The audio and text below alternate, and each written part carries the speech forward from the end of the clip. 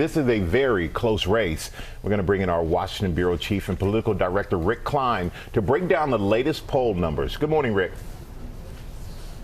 Yeah, good morning, Michael. A range of recent polls have showed this race extremely close, maybe even getting tighter than it was before. Anything from an even race, an ultimate tie, to Trump up a few points or Harris up a few points. The 538 polling average now has Kamala Harris up by less than 3 percentage points nationally. Of course, what really matters, the battleground states, and there, again, a very close race. You see Harris right now leading in the polling averages in 5 out of the 7 battlegrounds, but in some of them it is so close. That includes Pennsylvania, just a single percentage point separating the candidates. And just to play around with some electoral math here, you see how important Pennsylvania could be.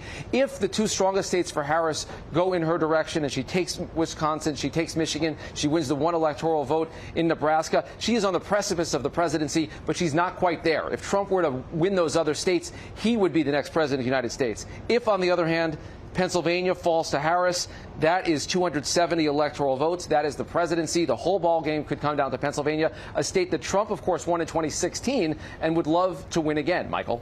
And Rick, polling also suggests that Harris has some work to do in terms of defining herself tonight. Yeah, this is really striking. It's got a lot of people talking about the stakes of this debate. The New York Times poll out this week asked people what they thought of the candidates and what else they need to know. And 28% of voters, almost a third overall, said they need to learn more about Kamala Harris and her positions before they make a decision whether to vote for her, even though she's been vice president for 4 years. On the other side, 90%, 9 in 10 Americans say they know enough already about Donald Trump. It just adds to the pressure on both candidates to define themselves and to begin to define their opponents for these last 8 weeks. Michael? All right, a lot on the line for both campaigns, Rick. Thank you so much for that.